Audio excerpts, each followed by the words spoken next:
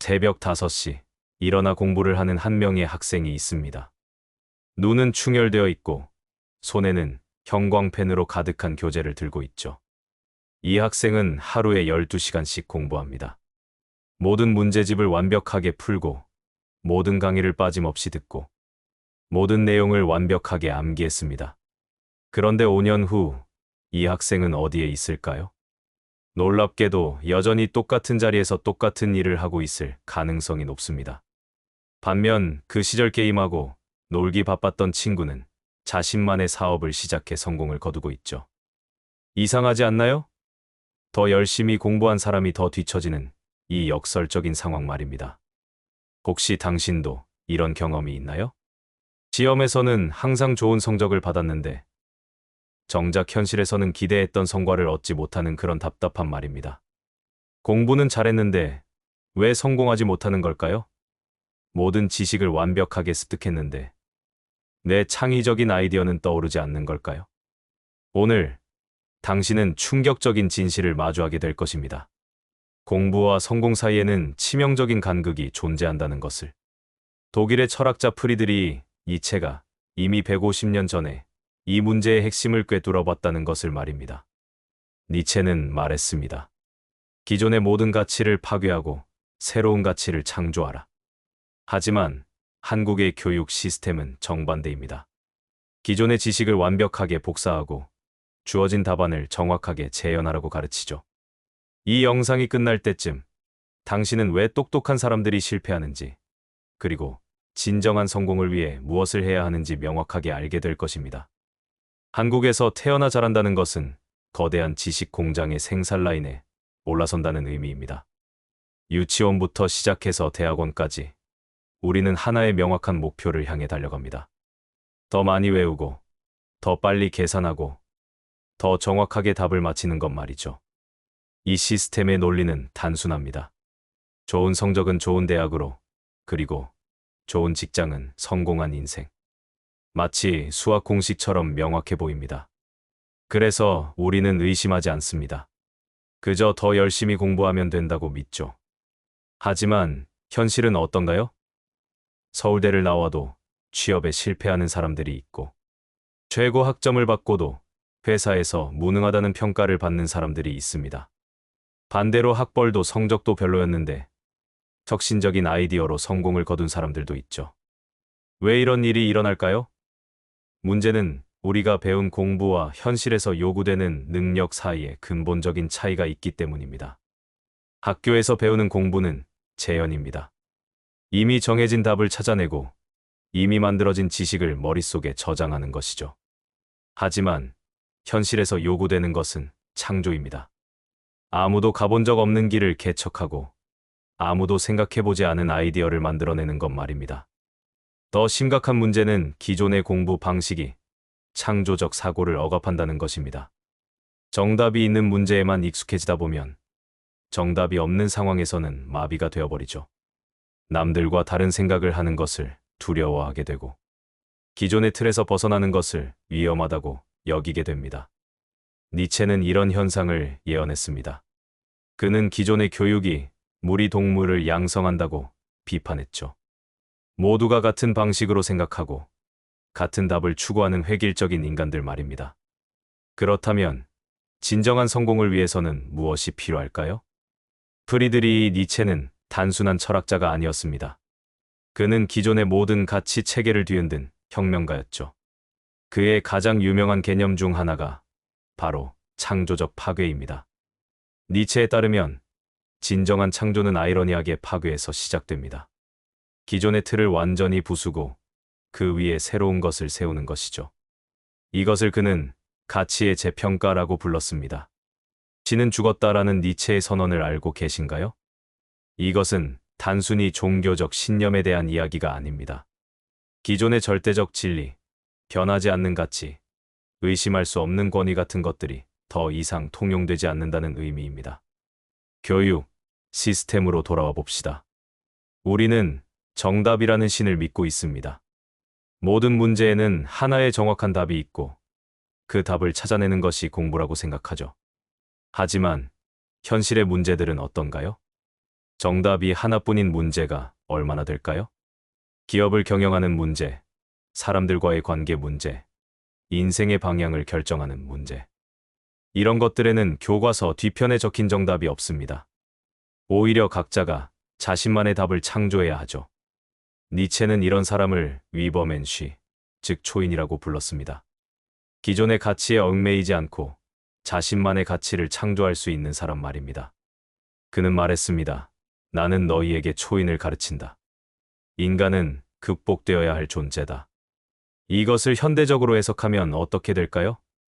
기존에 공부하는 인간에서 창조하는 인간으로의 전환을 의미합니다. 주어진 지식을 받아들이기만 하는 수동적 존재에서 새로운 지식과 가치를 만들어내는 능동적 존재로 바뀌는 것이죠. 하지만 이 전환은 쉽지 않습니다. 왜냐하면 파괴가 선행되어야 하기 때문입니다. 기존에 배워온 모든 것들을 의심해보고 당연하다고 여겨왔던 것들을 다시 질문해봐야 합니다. 모든 철학자는 자신만의 망치를 가져야 한다고 니체는 말했습니다. 기존의 우상들을 깨뜨릴 망치 말이죠. 당신의 망치는 무엇인가요? 이론만으로는 부족합니다. 실제 사례를 들어보겠습니다. 진정으로 성공한 사람들을 보면 흥미로운 공통점이 있습니다. 그들은 모두 어느 순간 기존의 틀을 깨뜨렸다는 것입니다. 스티브 잡스를 보세요. 그는 대학을 중퇴했습니다. 기존의 교육 시스템으로 보면 실패자죠. 하지만 그는 다르게 생각하라라는 철학으로 세상을 바꿨습니다. 기존의 컴퓨터 개념을 파괴하고 누구나 사용할 수 있는 직관적인 인터페이스를 창조했죠. 일론 머스크는 어떨까요? 그는 물리학과 경제학을 전공했지만 전자결제, 전기자동차, 우주산업 등 전혀 다른 분야에서 혁신을 일으켰습니다. 기존의 전문가들이 불가능하다고 말한 것들을 하나씩 현실로 만들어냈죠. 이들의 공통점은 무엇일까요? 그들은 모두 왜 이렇게 해야만 할까라는 질문을 던졌습니다. 그리고 기존의 방식을 의심하고 새로운 가능성을 탐구했죠. 반대로 공부만 잘한 사람들은 어떨까요? 물론 안정적인 직장에서 좋은 성과를 내는 경우도 많습니다. 하지만 진정한 혁신이나 창조적 성과를 내는 경우는 상대적으로 드뭅니다. 왜 그럴까요? 첫째, 정답 중독입니다. 항상 정해진 답을 찾는데 익숙해져서 답이 없는 문제 앞에서는 무력해집니다. 둘째, 실패 공포입니다. 좋은 성적만 받아왔기 때문에 실패를 경험하지 못했고, 그래서 위험을 감수하는 것을 극도로 두려워합니다. 셋째, 남들과 다른 것에 대한 불안입니다. 항상 정답이라는 기준에 맞춰 살았기 때문에 자신만의 길을 가는 것이 불안합니다. 니체는 이런 상태를 말의 병이라고 불렀습니다. 건강한 사람은 자신의 본능을 믿고 새로운 길을 개척하지만 병든 사람은 기존의 규칙에 매달려 혁신을 두려워한다는 뜻이죠. 창조적 파괴를 실천하는 방법 구체적으로 어떻게 해야 할까요? 니체의 창조적 파괴를 현실에서 실천하는 방법을 제시하겠습니다. 의심하는 습관 기르기. 가장 먼저 해야 할 것은 모든 것을 의심하는 습관을 기르는 것입니다. 왜 이렇게 해야 하지? 다른 방법은 없을까? 이게 정말 최선일까? 같은 질문을 습관적으로 던지세요. 예를 들어, 회사에서 회의를 할 때 항상 같은 방식으로 진행된다면 왜 이 방식이어야 하지? 라고 질문해 보세요. 새로운 회의 방식, 새로운 의사결정 과정을 제안해 보는 거죠. 실패를 실험으로 재해석하기. 니체는 실패한 것은 죽은 것이 아니라 변화할 준비가 된 것이다 라고 말했습니다. 실패를 두려워하지 말고 오히려 환영하세요. 실패는 새로운 창조의 원료가 됩니다. 매주 하나씩 작은 실천을 해보세요. 새로운 방식으로 업무를 처리하거나 새로운 취미를 시작하거나 새로운 사람들을 만나보는 것이죠. 실패해도 괜찮습니다. 중요한 것은 시도하는 것 자체입니다. 다양한 분야의 지식 연결하기.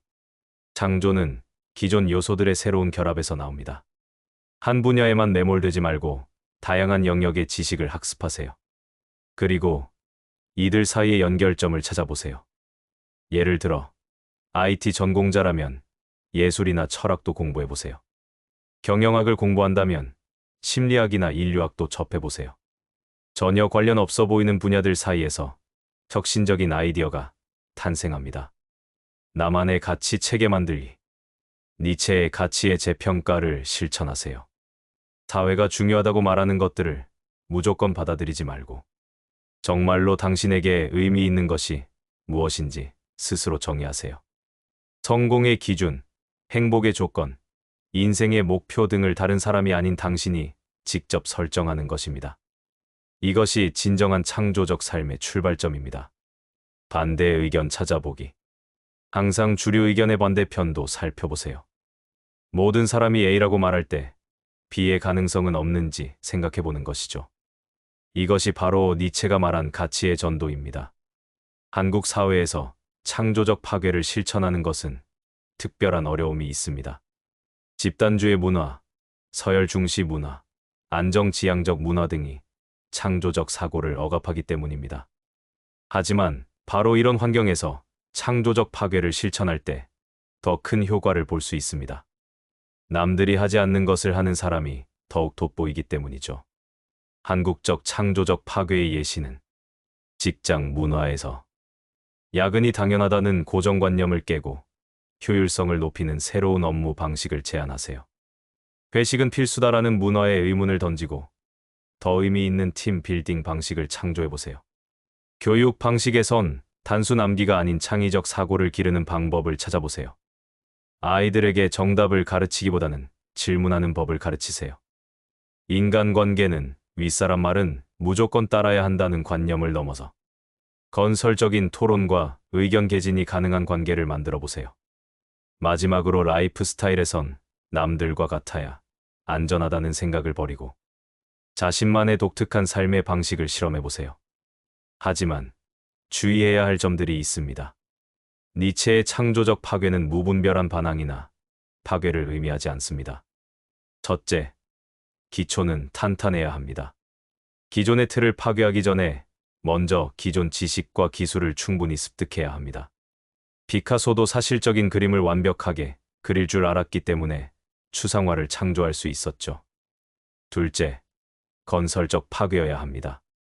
단순히 기존 것을 부정하는 데서 그치지 말고 더 나은 대안을 제시해야 합니다. 셋째, 사회적 책임을 잊지 마세요. 창조적 파괴가 다른 사람들에게 해를 끼쳐서는 안 됩니다. 개인의 자유와 사회적 책임 사이의 균형이 중요합니다. 넷째, 인내심이 필요합니다. 창조적 사고의 결과가 즉시 나타나지 않을 수 있습니다. 장기적인 관점에서 접근해야 합니다. 앞으로의 세상은 더욱 빠르게 변화할 것입니다. 인공지능과 자동화로 인해 기존의 많은 직업들이 사라지고 새로운 형태의 일들이 생겨날 것이죠. 이런 환경에서는 기존 지식을 많이 암기한 사람보다는 새로운 상황에 창의적으로 적응할 수 있는 사람이 더욱 가치 있을 것입니다. 바로 니체가 말한 초인 같은 존재들 말이죠. 니체는 말했습니다. 철학자가 되지 말라. 철학하라. 즉, 남이 만든 철학을 그대로 받아들이지 말고 자신만의 철학을 만들어 나가라는 뜻입니다. 공부도 마찬가지입니다. 공부하는 사람이 되지 말고 창조하는 사람이 되세요. 기존 지식을 받아들이기만 하는 수동적 존재가 아니라 새로운 지식과 가치를 만들어내는 능동적 존재가 되는 것입니다. 그 첫걸음은 의심에서 시작됩니다. 당연하다고 여겨지는 것들을 의심하고 새로운 가능성을 탐구하는 것이죠.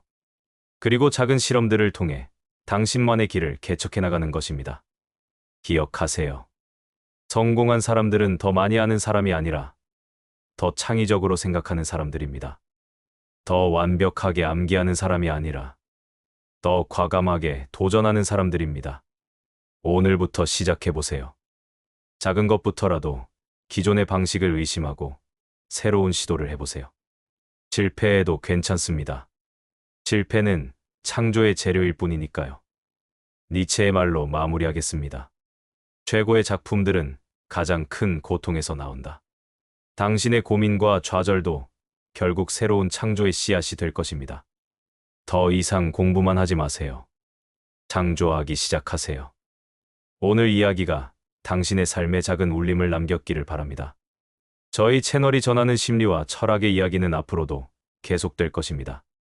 영상에 공감하셨다면 좋아요와 구독 부탁드립니다. 더 깊은 이야기로 다시 찾아뵙겠습니다. 감사합니다.